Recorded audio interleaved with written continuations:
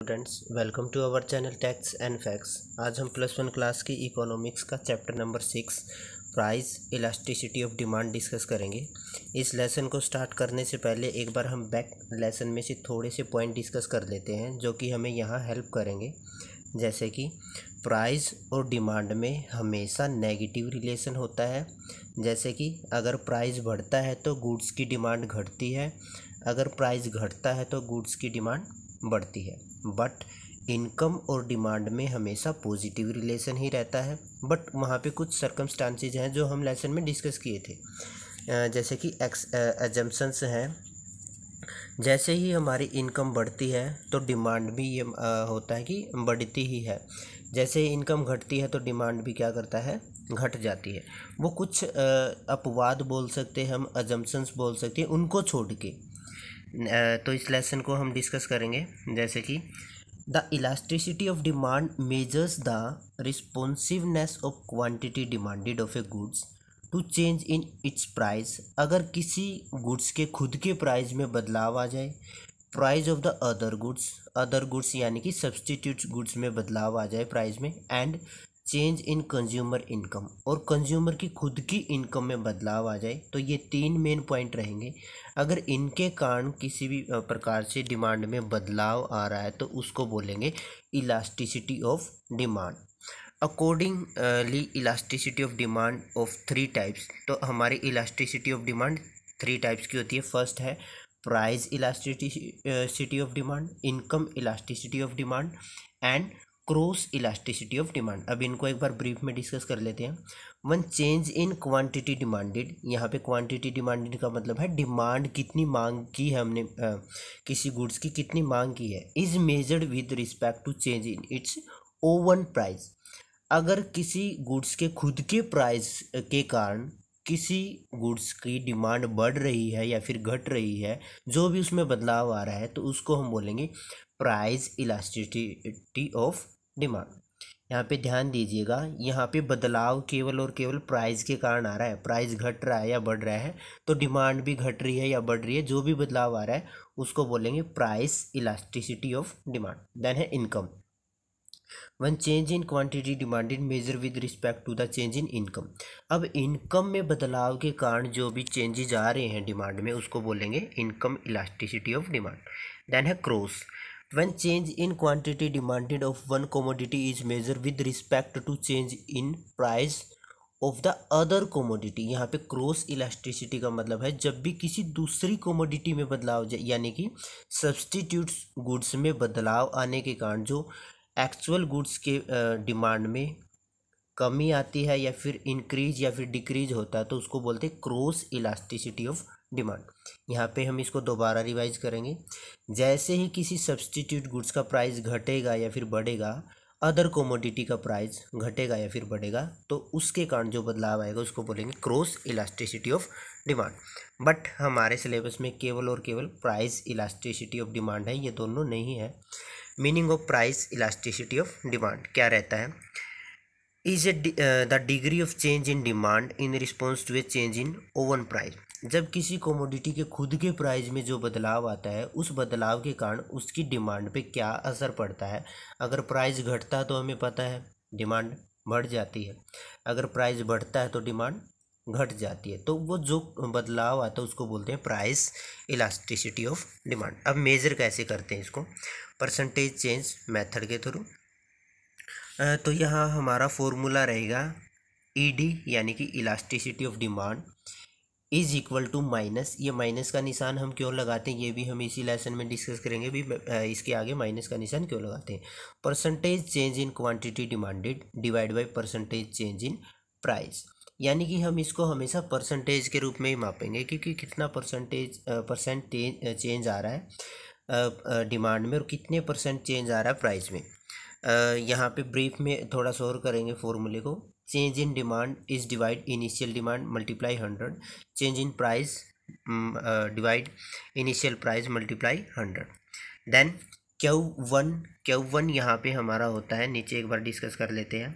New demand हमारा जो नई डिमांड आई है, माइनस Q हमारा होता है इनिशियल डिमांड जो हमारा पहले से ही डिमांड गिवन होती है, डिवाइड बाई Q देन है हमारा डिवाइड P1 यानी कि हमारा जो नया प्राइस, P इनिशियल जो हमारा प्राइस होता है, then divide by P is equal to, then हमारा ये चेंज का निशान है, इसको चेंज बोलते हैं। जो भी हमारा सर्कल दे रखा है, change in quantity divide by quantity divide change in price divide by price. इसका एक क्वेश्चन कर लेते हैं, वहाँ से इजी हो जाएगा सारा का सारा। जैसे कि सपोज आइसक्रीम इज ए 4 पर कप, यहाँ पे आपका आइसक्रीम का प्राइस दे रखा है 4 रुपये। तो हमारा यहाँ पे 4 क्या हो जाएगा, हमारा P 4 है, then initial demand of the ice cream, then Q हमारा क्या हो गया 1। अब यहाँ पे दो चीज़ें हमारी क्लियर होगी, P और ये Q। देन उसके बाद है हमारा if the price of the ice cream falls to, अगर हमारा प्राइस घट जाए आइसक्रीम का, यानी कि P1 अब नया प्राइस क्या हो जाए 2, और डिमांड इंक्रीज, अगर जैसे ही प्राइस घटेगा तो डिमांड बढ़ जाएगी, तो डिमांड बढ़ के हमारी होगी 4, तो Q1 हमारा हो गया 4। अब तक यहाँ पे चारों चीज़ें हमारे पास आ गई हैं, P आ गया, Q, देन P1 आ गया, Q1 आ गया, ये चारों की चारों आ गए। उसके बाद हम क्या निकाल सकते हैं, चेंज इन प्राइस निकाल सकते हैं और चेंज इन क्वांटिटी निकाल सकते हैं। तो चेंज इन प्राइस हमारा आ गया -2, चेंज इन क्वांटिटी आ गया हमारा 3। देन इसको फॉर्मूले में पुट करके निकाल देंगे हम, 6 आ रहा है तो ग्रेटर दैन यूनिटी आ रहा है हमारा। ऐसे हम इसके क्वेश्चन करेंगे। नेक्स्ट है why should change in quantity and price भी कंसाइडर एज परसेंटेज, हम हमेशा इसको परसेंटेज में ही क्यों लेते हैं। If percentage change is not consider, अगर हम इसको परसेंटेज में नहीं लेंगे तो क्या हो जाएगा, comparison of elasticity across two goods become difficult, तो ये थोड़ा सा डिफ़िकल्ट हो जाएगा हमारे लिए कंपेयर करना। कैसे, consider 2 goods chair and table, अब यहाँ पे चेयर और टेबल को लिया गया है। Price of a chair increase, अगर चेयर का प्राइस 10 रुपये से 20 रुपये हो जाए, प्राइस बढ़ा है यहाँ पे, तो डिमांड ऑफकोर्स घटेगी, तो डिमांड डिक्रीज फ्रॉम 50 to 25। अब यहाँ पे हम इसी मेथड को थोड़ा सा ब्रीफ में कर लेते हैं। प्राइस हमारा क्या हो गया 10 से 20 हो गया, यानी कि 2 गुना हम लगा लेते हैं, बढ़ गया 10 से 20, डबल हो गया। बट चेयर हमारी क्या होगी 50 से पहले 50 थी, अब 25 आ गई हैं, घट गई हैं, हाफ घट गई। And price of the table decrease, अगर टेबल का प्राइस कम हो रहा है 20 रुपये से 10 रुपये हो रहा है, और डिमांड उनकी फिर बढ़ जाती है 25 to 50। तो हम इसको क्या करेंगे, इससे हमारा कोई भी कंक्लूजन नहीं निकलेगा, केवल इससे ही। अगर हम इसको परसेंटेज में निकालेंगे, बताएंगे भी 1% प्राइस में चेंज आया था, तो हमारी जो डिमांड है उसमें 0.5% चेंज आया था, तो इसको हम आसानी से बता सकते हैं, आसानी से कंपेयर कर सकते हैं, इसीलिए हम इसको परसेंटेज में ही लेते हैं। नेक्स्ट है why should minus sign be prefix in the equation, equation में हमेशा ये माइनस का निशान आगे हम क्यों लगाते हैं, तो ये हमारा रहेगा elasticity of demand is equal to, minus का ही साइन इसमें क्यों लगाते हैं, sign is prefixed to the formula, let's see what happen if we do not fix the minus sign due to negative relation price and quantity. अब हमें पता है कि भी प्राइस और क्वांटिटी में नेगेटिव रिलेशन रहता है, नेगेटिव यानी कि प्राइस बढ़ते हैं तो डिमांड घटती है, प्राइस घटते हैं तो डिमांड बढ़ती है।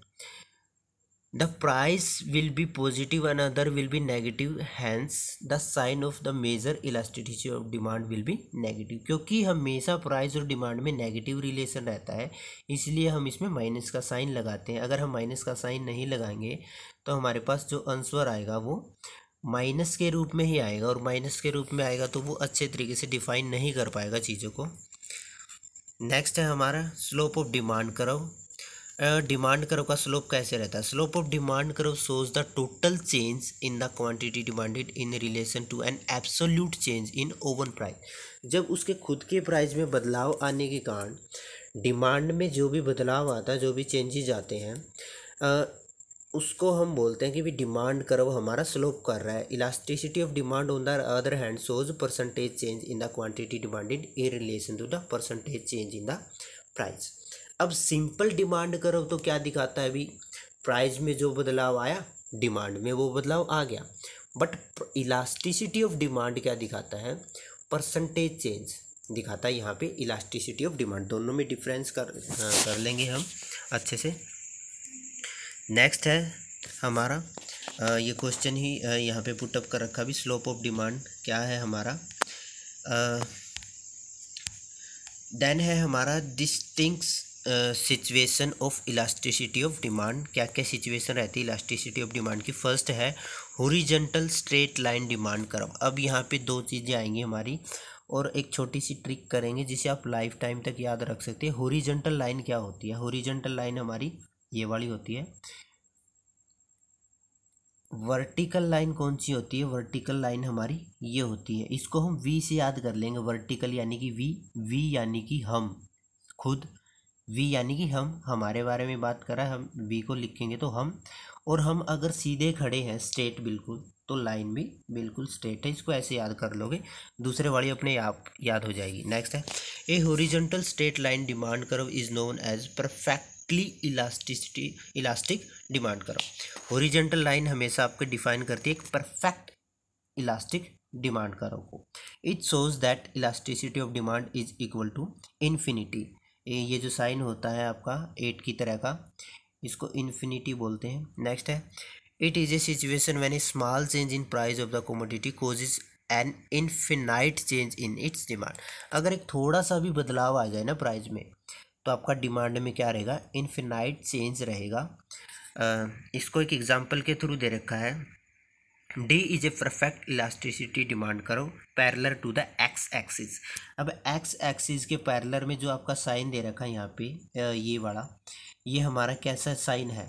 ये हमारा हॉरिजॉन्टली साइन है, हॉरिजॉन्टली लाइन है ये। तो ये एक्स एक्सिस के पैरेलल है बिल्कुल, मतलब साथ साथ चल रही है एक्स एक्सिस से। अगर प्राइस में थोड़ा सा भी बदलाव आ रहा है, जैसे कि it shows that if price is slightly increase from 4 the demand falls to 0। अगर हमारा प्राइस जो है वो 4 से थोड़ा सा भी इंक्रीज कर जाएगा तो डिमांड क्या हो जाएगी? हमारी 0 हो जाएगी। अगर 4 रुपये पे हमारी डिमांड है वो 10 भी है, 20 भी है और 30 भी है, इन्फिनिटिव है। नेक्स्ट है वर्टिकल स्ट्रेट लाइन क्या दिखाती है? ये हमारा जो वाई एक्सिस होता है, वर्टिकल लाइन जो वाई एक्सिस है, वर्टिकल लाइन बिल्कुल इसके पैरेलल है, बिल्कुल इसके सामने वर्टिकल यानी कि वी ऐसे खड़ी है बिल्कुल। तो ये क्या कर रही है? पैरेलल दिखा रही है वाई एक्सिस के। यहाँ पे क्या कर रहा है? प्राइस कितने भी हो जाए, आपकी जो डिमांड है वो मतलब 2 रुपये प्राइस पे आपकी डिमांड 4 ही है, 4 रुपये पे भी 4 ही है, 6 पे भी 4 ही है, डिमांड में कोई चेंज नहीं आ रहा। तो elasticity of demand is equal to 0, उसमें कोई बदलाव नहीं आ रहा। नेक्स्ट है रेक्टेंगुलर हाइपरबोला डिमांड करो। क्या रहता है हमारा? रेक्टेंगुलर हाइपरबोला डिमांड करो अगर अब आपको याद आ रहा हो तो पीपीसी कर्व जो हमारा था, पीपीसी कर्व जो हमारा था बिल्कुल उसी की तरह, ये प्रोडक्शन पॉसिबिलिटी कर्व की तरह ये ऐसे झुका हुआ है हमारा। नेक्स्ट है demand curve is rectangular hyperbola, यानी कि इलास्टिसिटी ऑफ डिमांड हमारा क्या रहेगा? Is equal to 1। 1 का मतलब है जैसे ही प्राइस बढ़ेंगे तो डिमांड घटेगी। जैसे कि हमारे यहाँ पे दिखा रखा, प्राइस बढ़ा डिमांड आपकी कम है, प्राइस घटेगा यहाँ पे प्राइस हमारा घट के P1 आ गया तो डिमांड हमारी ऐसे बढ़ रही है, यानी कि इज इक्वल टू 1 रहेगा। नेक्स्ट है इलास्टिक और इन इलास्टिक डिमांड क्या होता है? Demand for a commodity is often categorize as elastic और inelastic. Demand for a commodity is elastic यानी कि greater than 1, elastic of demand is greater than unity यानी कि 1, implies that percentage change in quantity demand is greater than percentage change in price. तो demand में ज़्यादा बदलाव आएगा as compare to price. But inelastic में क्या रहेगा? वो रहेगा आपका हमारा जो elastic of demand is less than unit. हमारा जो इलास्टिसिटी ऑफ डिमांड रहेगा वो लेस देन 1 रहेगा। यहाँ पे क्या रहेगा? Percentage change in quantity demanded less. यहाँ पे डिमांड में कम परसेंटेज चेंज आएगा as compare to price. Next heading है हमारी factor affecting price elasticity of demand. Price को कौन कौन से फैक्टर इफेक्ट करते हैं इलास्टिसिटी ऑफ डिमांड को? जैसे कि हमने डिमांड के फैक्टर पढ़े थे, वहाँ पे डिमांड के फैक्टर कैसे थे? प्राइस, खुद का प्राइस, देन रिलेटेड गुड्स का price, then taste and preference, then हमारा उसमें था इनकम था हमारा, देन हमारा पॉपुलेशन साइज था। तो यहाँ पे कौन कौन से फैक्टर रहेंगे? Nature of the commodity. Commodity हमारी कैसी है? जैसे कि अगर हमारी नेसेसरी गुड्स हैं जैसे कि साल्ट है, ऑयल है, मैच बॉक्स है, टेक्स्ट बॉक्स है, तो वहाँ पे क्या रहेगा, हमारा डिमांड इन इलास्टिक रहेगी। इन इलास्टिक का मतलब है वहाँ पे डिमांड में ज़्यादा इफेक्ट नहीं पड़ेगा, चाहे प्राइस हमारे बढ़े कितने ही बढ़ जाएं। नेक्स्ट है, बट अगर लग्जरी चीज़ें हैं जैसे कि एयर कंडीशनर है, वहाँ फैशनेबल गारमेंट्स हैं, वहाँ पे क्या रहेगा, हमारा डिमांड इलास्टिक यानी कि प्रभावित, वो प्राइस बढ़ने और घटने से प्रभावित होगी। बट डेली चीज़ें, डेली यूजेज की चीज़ें तो हमें रेगुलर बेसिस पे चाहिए होती हैं, उन पे ज़्यादा इफेक्ट नहीं पड़ता प्राइस का। नेक्स्ट है अवेलेबिलिटी ऑफ सब्सटीट्यूट। अगर कोई ऐसी गुड्स है जिसका सब्सटीट्यूट्स ही उपलब्ध नहीं है मार्केट में, तो उसके प्राइस घटे या बढ़े ज़्यादा इफेक्ट नहीं करता। बट अगर सब्सटीट्यूट्स ज़्यादा हैं गुड्स के, तो प्राइस बढ़ने से क्या करते हैं कस्टमर, दूसरी गुड्स की तरफ शिफ्ट हो जाते हैं, जैसे कि टी और कॉफ़ी। अगर टी के प्राइस बढ़ेंगे तो कॉफ़ी की तरफ शिफ्ट हो जाएंगे, कॉफ़ी के बढ़ेंगे तो टी की तरफ। तो वहाँ पे डिमांड रहती है आपकी इलास्टिक, इनको याद रख लेंगे हम। नेसेसरी गुड्स की डिमांड रहती इन इलास्टिक, यानी कि प्रभाव नहीं करेगा आपका प्राइस। बट लग्जरी जो चीज़ें हैं वहाँ रहती है इलास्टिक। सब्सटीट्यूट्स अगर है तो elastic. Then multiple uses, multiple uses है तो आपका इलास्टिक ही करेगा वहाँ पे। अगर आपके मल्टीपल यूजेज है तो डिमांड आपकी रहेगी इलास्टिक। देन है पोस्टपोनमेंट ऑफ यूजेज। अगर हम कोई ऐसी गुड्स है जिसको हम पोस्टपोन कर सकते हैं, यानी कि फ्यूचर के लिए आगे डाल सकते हैं, जैसे कि डिमांड फॉर रेजिडेंटल हाउसेज में be cited as an example. People lower their demand for residential houses when interest rate on the loan are high. जब लोन की रेट आपकी हाई हो जाएगी तो हम क्या करेंगे, रेजिडेंटल हाउसेज को कम परचेज करेंगे, तो वहाँ पे इलास्टिक ही रहेगा, आपका प्राइस इफेक्ट करेगा वहाँ पे। नेक्स्ट है इनकम लेवल। अगर हमारा इनकम बढ़ रहा है तो डिमांड हमारी अब क्या हो जाती है, बढ़ जाती है। इनकम कम हो जाती है तो डिमांड भी हमारी कम हो जाती है। तो एग्जांपल यहाँ पे दे रखा है, demand for luxury cars by the multi billionaire. On the other hand if the income level of the buyer is low, elasticity of demand is expected to be high. Next है habit. Habit भी हमारे यहाँ पे matter करता है भाई। कोई जैसे कि सिगरेट, लिक्योर, यहाँ पे एग्जांपल दे रखा है, उनकी डिमांड रहती इन इलास्टिक। उनके प्राइस कितने ही बढ़ जाए इफ़ेक्ट नहीं करता, वो आपकी हैबिट है। आप उसके आदी बोल सकते हो, उसके एडिक्टेड हो जाते हो, आपको वो चाहिए। नेक्स्ट है proportion of income spend on A commodity. कितना हिस्सा हम अपनी आय का गुड्स एंड सर्विसेज पे यूज़ कर रहे हैं वो भी मैटर करेगा। जैसे टूथपेस्ट है, बूट पॉलिश है, न्यूज़पेपर, इन पे हम अपनी इनकम का बिल्कुल स्मॉल छोटा सा पार्ट यानी कि 1% से भी कम लगा लेते हैं, अपनी इनकम का खर्च करते हैं। तो इनकी डिमांड क्या रहेगी, इन इलास्टिक, चाहे प्राइस घटे या बढ़े प्रभावित नहीं करेगा इनको। बट दूसरी जो चीज़ें हैं जहाँ पे हम बड़ा हिस्सा खर्च करते हैं, जैसे क्लोथ, स्कूटर, कार, वहाँ पे डिमांड और प्राइस इफ़ेक्ट करेंगे, प्राइस बढ़ेंगे तो डिमांड घटी जाएगी। नेक्स्ट है प्राइस लेवल। प्राइस लेवल तो भाई ऑफकोर्स मैटर करेगा ही करेगा, प्राइस बढ़ेंगे तो डिमांड घटेगी, प्राइस घटेंगे तो डिमांड बढ़ेगी। देन टाइम पीरियड है आपका लास्ट, इसमें टाइम पीरियड भी मैटर करेगा। अगर किसी शॉर्ट पीरियड के लिए हम चीज़ों को ख़रीद रहे हैं या फिर थोड़े समय के लिए है तो वहाँ पे इन इलास्टिक रहता है, प्रभावित नहीं करता, मैटर नहीं करता प्राइस। बट अगर लॉन्ग टर्म के लिए हम चीज़ों को परचेज करें तो वहाँ पे इलास्टिसिटी होता है, मैटर करता है चीज़ें। तो यहाँ पे इस लेसन को हमने ब्रीफ में डिस्कस किया है। उम्मीद करते हैं, आशा करते हैं आपको ये वीडियो हमारी पसंद आए। अगर हमारी वीडियो आपको अच्छी लगे तो प्लीज़ हमारे चैनल को लाइक कीजिए, सब्सक्राइब कीजिए और अन्य दोस्तों के साथ इसको शेयर ज़रूर कीजिएगा, ताकि फ्यूचर में भी आपको ऐसी वीडियोस मिलते रहें।